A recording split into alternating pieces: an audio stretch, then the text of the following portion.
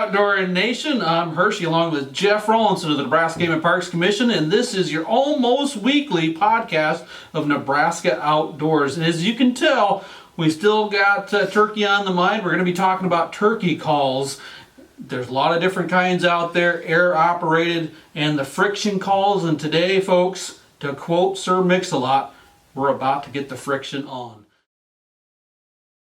You know, how do you not like box calls? When I think of turkey hunting and I think of turkey hunting history, box calls are right at the top. And for me, they're not only something that I use as a tool, but box calls are also something I collect. I mean, they're gorgeous. The nice thing about a box call is you can have it engraved. This one has a turkey tail feather on the top, and it's got a tom on one side and a hen with poults on the other side. This is a pretty cool call, Jeff. Why exactly they call them turkey calls? Because, Whoa! Because if you look at it, Why would you do that to my call? It's a wooden box with sides, and then you got just this open top here, and then you got the lid, the paddle. Yeah, that's what you got now. It's a box and a paddle, separate. I mean, you can put it back together. What you want to do to start off is you just want to, and we'll talk about conditioning the call and getting it ready later, but just to make a simple sound, you hold the box in your hand, left hand if you're right-handed usually, and you want to make sure you're not holding the box with your entire hand, supporting the entire box, because that's a musical instrument. And all through school, I didn't play a musical instrument. I didn't know how good I was. I did play a musical instrument. I played the box call. And now your second seat box call. That's right. And so you're going to rest the lid on top of the box just like so. There's lips on top of the box. You're going to have that lid sitting on those lips, and you're just going to strike it across or slide it. And you'll notice it makes a yelp, yelp, yelp, yelp, yelp, yelp, yelp, yelp, yelp, yelp, yelp. And so you're just trying to mimic the cadence and yelps of the turkeys you're hearing. The yelps are one of the easiest calls on a box call to make, and that's why I like the box call. It's just simple. Yelp. And if you want to make a series of yelps, sounds pretty good. Pretty simple, pretty simple.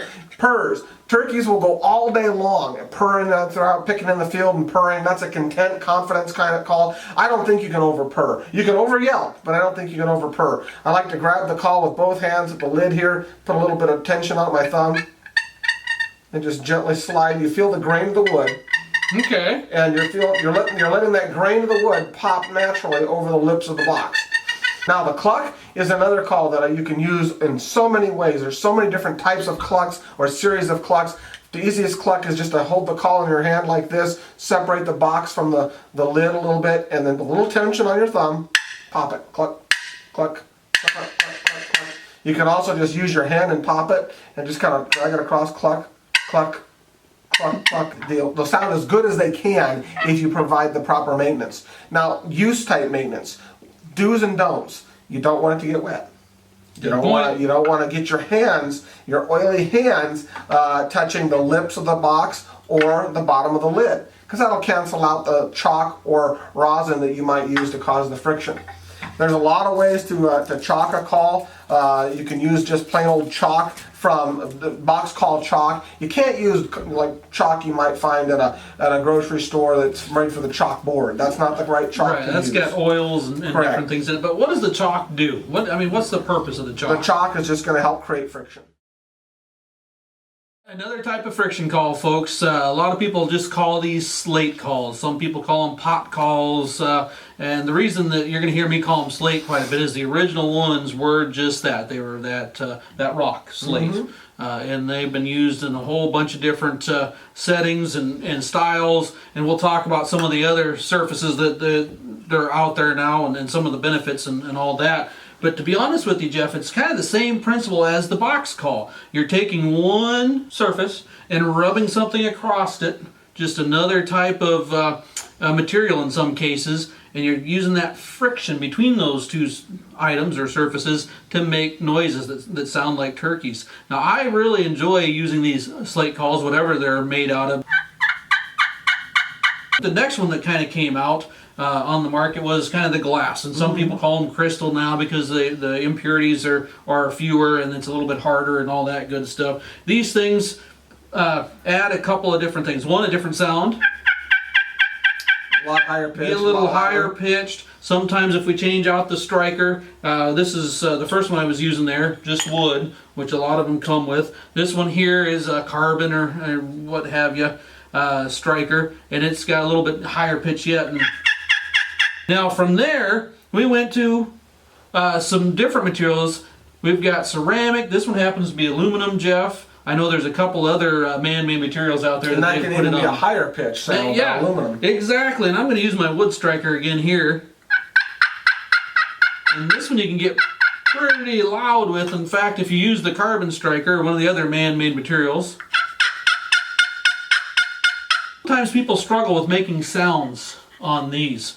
One trick that I found... One thing I've never struggled with, Hershey's, making sound. Amen to that. Is the way you hold the striker. There's nothing too scientific about the way you hold that pot, other than I'd say you don't want to, unless you want to muffle that sound. Again, it's a musical instrument. Exactly. Got the holes on the bottom. That's actually where some of the sound's coming out.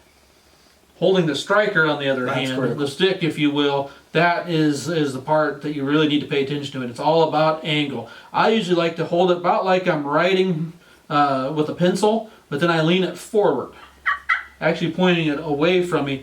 As you mentioned, the common yelp. Ooh, that's good. That sounds Make little circles.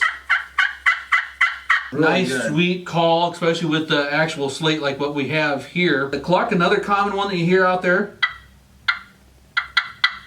For the clucks, it's just kind of a pop, pop. It's all about that friction, that pop. To me, clucks, and then this next call that we're going to use, the purr, very similar to the cluck, other than now I'm just going to stretch it out a little bit. Oh, that's nice. The Yeah, slate that's a good purr. is just one of the best and easiest ways to make those calls. Nothing too challenging here, folks. Once you wear that surface smooth and you start losing friction, that's when the call sound changes to something that you might not want to hear out there. Sandpaper's kind of the old tried and true for roughing up those surfaces. I use little Brillo or SOS pads to kind of keep them in shape. You can go to something even heavier. They've got basically a sharpening stone, a fine stone, or a diamond edge, whatever you want to really rough them up when they're brand new, especially these glass calls, Jeff. You've probably experienced that. You've really got to get down there and scratch that beautiful, clear glass up. How do you scratch? One direction, multiple directions? What do you like to Good do? question. Now, some people really get into it, and I'm not here to debate one way or the other. There's some people that say you got to go one direction and then the other. I'm a circle.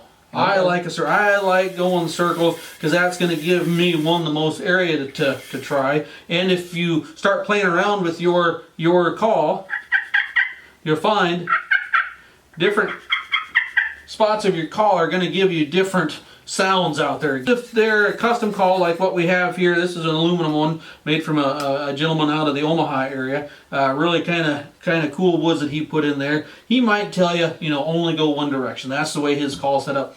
I'd follow exactly what they say. Absolutely. But other than that, I kind of go with what sounds best. For more information, folks, you can always visit our website, outdoornebraska.org.